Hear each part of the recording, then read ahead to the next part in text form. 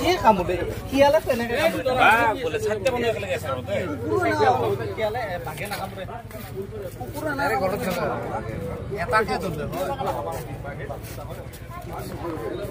কিয়ালে বালবো কিয়ালে গরু হাঁটি না যাস না হইবে এই ফরেস্ট গাড়ি আনা পলাবি নাকি ম পলাও দাও কি ধরবো না ও ভুল না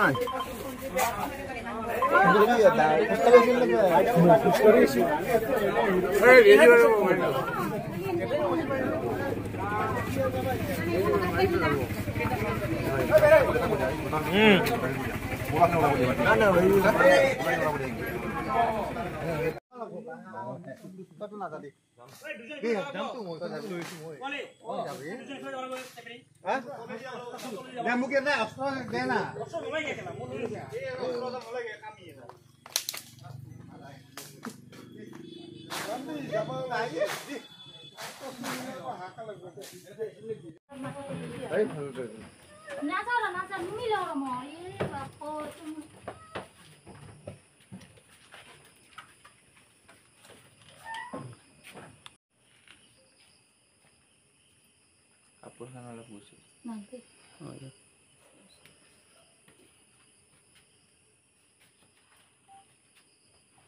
ফোন কৰিলে আপোনাক মই মানে গাড়ীখন ৰাখি কিনে দুখমুখীয়াত পেচাব কৰিবৰ কাৰণে ৰ'লো জালুকবাৰীৰ পৰা আহি কিনে মই আন্ধাৰ পৰি আছিতো আহি পেলাই থাপেছি মোৰ ইয়াতে তাৰপৰা মই লাঠি মাৰিলোঁ লাঠি মাৰোঁতে মানে পটককৈ এৰা দিয়া নাই চোলাটোত ফাঁচি গ'ল দাঁত লাগি কিনে তাৰপৰা মই ছেকেণ্ডবাৰ গুৰি মাৰোঁতে সি চাইড লাগি গুচি গ'ল তাৰপৰা আকৌ চোচা মাৰি পেলাই আহিল তাৰপৰা হাতখানে দি মই ঠেলা মাৰি দিলোঁ হাতত সেইবাৰ পূৰা মাংস ধৰি এৰা নেদে নহয় তাৰপৰা জোতা পোতা কৰি মোৰ আগৰ গাড়ীত দৰ্জা থকা বুলিহে দৰ্জাকেইখনো নহ'লেতো একদম অৱস্থা বেয়া কৰি আপুনি টেম্পুত আছিলে টেম্পুত আগৰ দৰ্জা নহ'লে একদম আকৌ গাড়ীলৈকে চোচা মাৰিছিল মানে দৰ্জাত মই যদি দৰ্জাকেইখন দি কিনে যদি গাড়ীত সোমাই নাযাওঁ তাৰমানে আকৌ ধৰিলোঁ আৰু বাঘ পুৰা দেখা পাইছে আপুনি বাঘে কেইটামান দেখিছে কেইটামান আছিলে মই এটাই লাগ পাইছোঁ আৰু বেছি পোৱা নাই কেইটামান বাজিছিল মোটামুটি 8টামান বাজিছিল কি নাম আপোনাৰ মোৰ নাম খোৰশ্বেদ আলি কেইজনমানক কামোৰা বুলি জানে আপুনি এনেইতো মই থাকোঁতে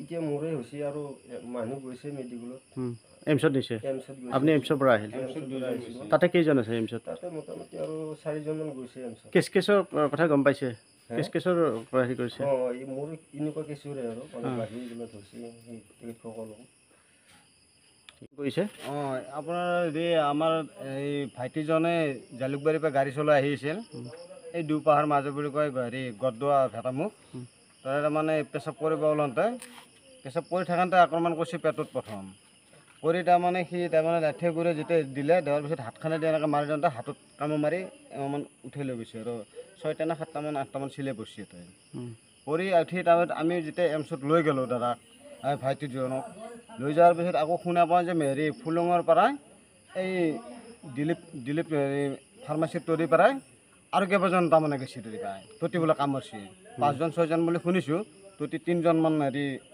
এমছত লৈ গৈছে আৰু এই বাখানাত নেওয়া বুলি কৈছে ফুলুঙৰ ল'ৰাবিলাকে সেনেকৈ তাৰমানে লৈ গৈছে আৰু এজন চিৰিয়াছ নেকি এজন চিৰিয়াছ এই টাউন নাম এটা এনেই কেছ বুলি কয় আৰু বাকী এই ৰঞ্জন বুলি কয় ৰঞ্জন এজনৰ নাম তাই আপোনাৰ ফুলুঙতে ঘৰ তেখেতকো কামুৰিছে সেই 2জনক তাৰমানে আমি পাইছোঁ আৰু সেইকেইজনক ফুলুঙত কামুৰিছে ফুলুঙত কামুৰিছে সিহঁতক এমছত নিছে এমছত নিছে 3জন এমছত নিছে আৰু এজন নাম নাজানো মানে ঘটনাটো দুঠাইত হ'ল আৰু দুঠাইত হ'ল বাঘে কামুৰিছে বাঘৰ কামুৰিছে এইটো কুকুৰ নিছে বাঘৰ মানে এইটো জপিয়াই এইটো এমছতো 4জনমান গৈছে আৰু বাফানতো গৈছে মোটামুটি 6-7জনমানক আমি ইণ্ডিয়ান পাওঁ বৰ্তমান কামৰা বুলি ইঞ্জুৰ 6-7জন হৈছে 6-7জনমান আৰু আমাৰ দাদাটোও কামুৰিলে ঘটনাটো কোনখিনি দিছে এই ভেটা গদদোৱা ভেটামুখ যেন 2 পাহাৰৰ মাজত সেইখিনি জেগাত হৈছে দাদাক আমাৰ দৰ্জা থকাৰ কাৰণে বেছি আক্ৰমণ কৰিব নহ'লে কেতিয়াবা পেটত কামুৰিছে আৰু মানে হাতত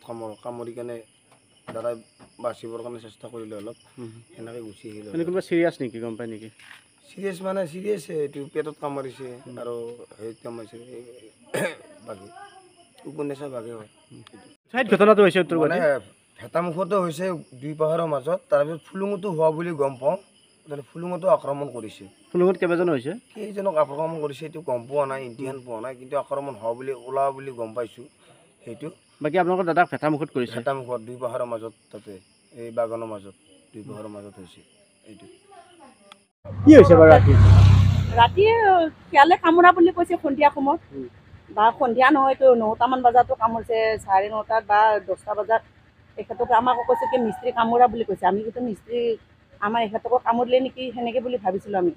তাৰপিছত নাই, তেনেকৈ মানুহবিলাকে এতিয়া আমি জানিছোঁ যে কেচ বুলি সকলো জানে, বজাৰ ইয়াতে থাকে বা ফুলুঙত থাকে সেনেকৈ জানিছোঁ। তাৰপিছত তাক বোলে চকু বেয়াকৈ কামুৰিছে, দেহা শৰীৰত গোটেই বেয়া কৰি পেলাই কামুৰিছে।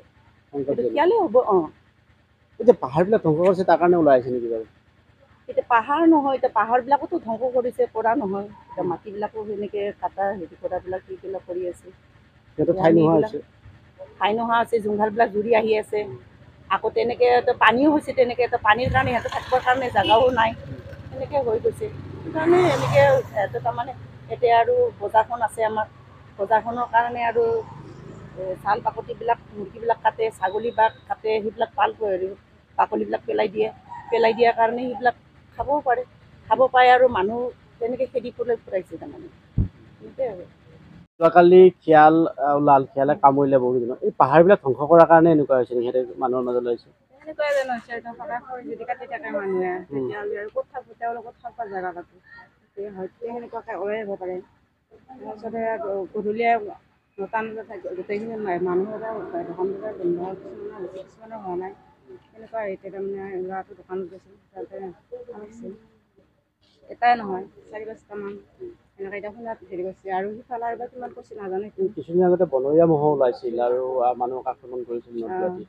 গতিকে এই পাহাৰবিলাক ধ্বংস কৰা বা ঠাইবিলাক নোহোৱা হোৱাৰ কাৰণে সিহঁতে ওলাই আহিছে। সেনেকুৱা হ'ব পাৰে, কাৰণ সিহঁতৰ থাকিব জেগা লাগে, কাৰণ মানুহৰ বহুতখিনি অন্যায় কৰি আছে, সেইকাৰণে সেনেকুৱা হ'ব পাৰে।